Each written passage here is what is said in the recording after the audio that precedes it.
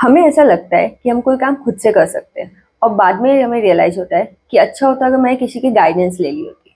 कुछ ऐसे ही हुआ था मेरे साथ आईडीटी के प्रिपरेशन के टाइम। हेलो एवरीवन, वेलकम और welcome back to my channel. मैंने आईडीटी की पढ़ाई कैसे की थी, मेरी स्ट्रैटेजी क्या था, मेरी क्या गलतियां थी, ये सब आज की वीडियो में आपको बताने वाली हूँ। So without any further delay let's get started. So मैंने स्टार्टिंग से ही सोच के रखा था कि आईडीटी मुझे सेल्फ करना है। मैंने आईसीआई की स्टडी मटेरियल को 3-4 बार गो थ्रू भी किया था, लेकिन एग्जाम के 4 महीने पहले भी मुझे ये नहीं समझ आ रहा था कि जो मैंने पढ़ा है उसे पेपर में लिखना कैसे है। अगर मैंने रजिस्ट्रेशन चैप्टर पढ़ा है तो उसमें से क्वेश्चन कैसे आने वाला है और जो मैंने प्रोविजन पढ़ा है उसको अप्लाई कैसे करना है। 2 महीने बचे थे और मुझे आईडीटी में कॉन्फिडेंट का सी भी नहीं आ रहा था। And that time I decided कि नहीं यार, मुझे किसी न किसी के गाइडेंस की जरूरत है। और मैंने एग्जाम के ठीक 2 महीने पहले विशाल सर की जो 50 आवर्स वाली फास्ट ट्रैक बैच है उसे ऑर्डर किया था। डर भी उतना ही लग रहा था क्योंकि एग्जाम के सिर्फ 2 महीने बचे हुए थे और मैं पूरा का पूरा मटेरियल ही चेंज कर दी थी। जबकि मैंने आज तक सिर्फ यही सुना था सबसे कि एग्जाम के लास्ट टाइम में कुछ नया मत पढ़ो, जो पढ़ा है सिर्फ उसे रिवाइज करो। लेकिन जब मुझे कॉन्फिडेंट ही नहीं आ रहा है तो मैं पढ़ूँ कैसे? ठीक है, तो अब मैंने क्लासेस ऑर्डर कर दी। अब स्टार्ट कैसे करना है? तो सबसे पहले मैंने कस्टम और एफटीपी से स्टार्ट। एक तो एग्जाम में इसका 25 to 30 मार्क्स का वेटेज है, प्लस अगर आप अच्छे से पढ़ो ना तो पूरा कस्टम 2-3 दिन में रिवाइज हो जाता है। एंड उसमें भी जो वैल्यूएशन और ड्यूटी ड्रॉबैक का चैप्टर है वो सबसे ज्यादा इंपॉर्टेंट चैप्टर है क्योंकि उसमें से क्वेश्चंस आते ही हैं। तो मैं क्या करती थी, जैसे फॉर एग्जाम्पल वैल्यूएशन है, वैल्यूएशन में सबसे इंपॉर्टेंट पता है क्या है? कभी भी आपसे वैल्यूएशन का क्वेश्चन ना न्यूमेरिकल क्वेश्चन आने वाला है तो इसके लिए एक ना विशाल सर की बुक में ऐसे टेबल बना हुआ आता था जिसमें सब कुछ लिखा हुआ रहता था कि क्या ऐड करना है, क्या नहीं ऐड करना है, कहाँ पे ऐड करना है। मैंने पूरा टेबल को रख लिया। टू बी ऑनेस्ट, मैं लिटरली उस पूरे टेबल को रख लिया। एंड उसके बाद जो क्वेश्चन है ना, जब आप वो सॉल्व करने जाओगे ना तो यू विल रियलाइज कि यार ये बहुत ही ईजी है क्योंकि आपने ऑलरेडी, आपको पता है कि आपको क्या ऐड करना है, क्या माइनस करना है। ठीक है, तो मैंने वैल्यूएशन तो ऐसे किया। ठीक जैसे ड्यूटी ड्रॉबैक वाला भी चैप्टर है, उसमें भी जो उसके प्रोविजन है आप उसको याद कर लो। याद इन द सेंस ना कि वर्ड टू वर्ड आपको याद नहीं करना है, लेकिन कंसेप्ट क्लियर होने चाहिए और आपको याद होना चाहिए कि अगर ये क्वेश्चन आ रहा है तो आप एटलीस्ट लिख पाओ 3-4 लाइन में, समझा। और फिर एक एफटीपी का एक क्वेश्चन शॉर्ट है 4-5 मार्क्स के लिए। अब या तो वो एमसीक्यू के फॉर्म में पूछ देगा या फिर आपसे डायरेक्ट क्वेश्चन पूछता है। एंड प्लीज एफटीपी तो बिल्कुल ही मत छोड़ के जाना क्योंकि कभी कभी क्या होता है कि हम कोई चैप्टर करते हैं जिसका पेपर में इतना टफ क्वेश्चन आ जाता है कि भले आपने कितने भी अच्छे से किया आपसे वो क्वेश्चन सॉल्व ही नहीं होगा।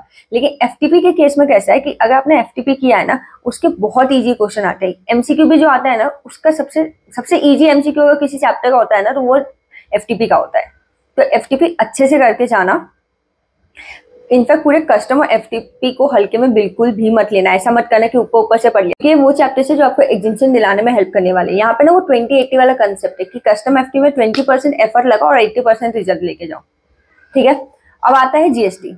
तो जीएसटी में ना सबसे पहले तो मैंने सिलेबस देखा और ये आइडेंटिफाई कर लिया कि कौन से ऐसे चैप्टर्स है जहाँ पे मुझे ज्यादा ध्यान देने की जरूरत है, क्योंकि एक तो वो इंपॉर्टेंट है plus which requires more practice. जैसे कि अपना आईटीसी का चैप्टर हो गया, वैल्यू ऑफ सप्लाई हो गया, रिफंड हो गया। एंड देन कौन सा इजी एंड स्कोरिंग चैप्टर्स है, लाइक जो आईसीआई का 2nd और 3rd मॉड्यूल है ना, जिसमें registration, job work, invoice etcetera chapters हैं। वो चैप्टर्स वो ना ऐसे छोटे छोटे बहुत सारे चैप्टर्स है। तो हमको क्या लगता है कि सिलेबस बहुत वास्ट है, लेकिन अगर आप पढ़ने बैठोगे ना तो आपको रियलाइज होगा कि ये वो चैप्टर्स हैं जिसमें कंसेप्ट बस क्लियर होने चाहिए। आपको क्वेश्चंस हर रिवीजन में मतलब करने की जरूरत नहीं है।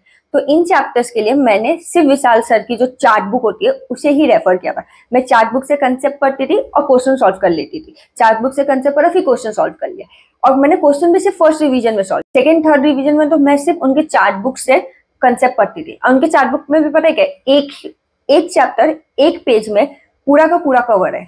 तो आप समझ रहे हो कि आपको जैसे रजिस्ट्रेशन के लिए 1 पेज पढ़ने की जरूरत है, आपको जॉब वर्क के लिए 1 पेज पढ़ने की जरूरत है। तो अपनी ना पढ़ने की आदत होती है कि हम ना पहले कोई भी चैप्टर पढ़ने से पहले वो नंबर ऑफ पेजेस गिनते हैं।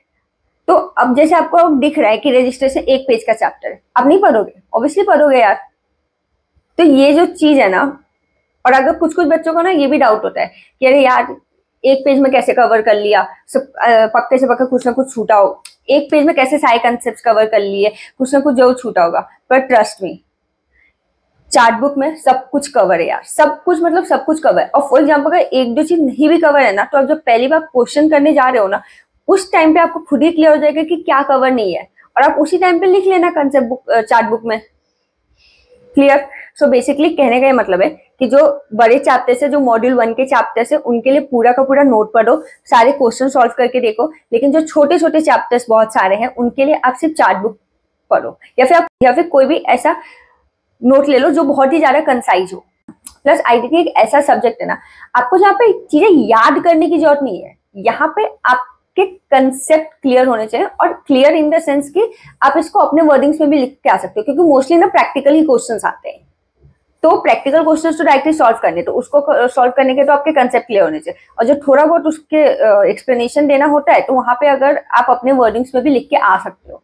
और आईडीटी बहुत ज्यादा ही स्कोरिंग सब्जेक्ट है, करो कि आप इसको ऐसे प्रिपेयर करो कि इस सब्जेक्ट में आपको कम से कम एग्जाम्शन आ जाए, ताकि आपका जो एग्रीगेट है उसमें आपको हेल्प मिल जाए। सो आज के वीडियो के लिए बस इतना ही। आई होप आज का वीडियो आपको पसंद आया हो। अगर पसंद आया हो तो प्लीज लाइक करते हुए जाना। मिलती हूँ मैं अपने अगले वीडियो में, तब तक ले टेंशन किसी बात का मत लेना, सपने देखते रहना और उस सपने को पूरा करने के लिए मेहनत करते रहना। Good bye.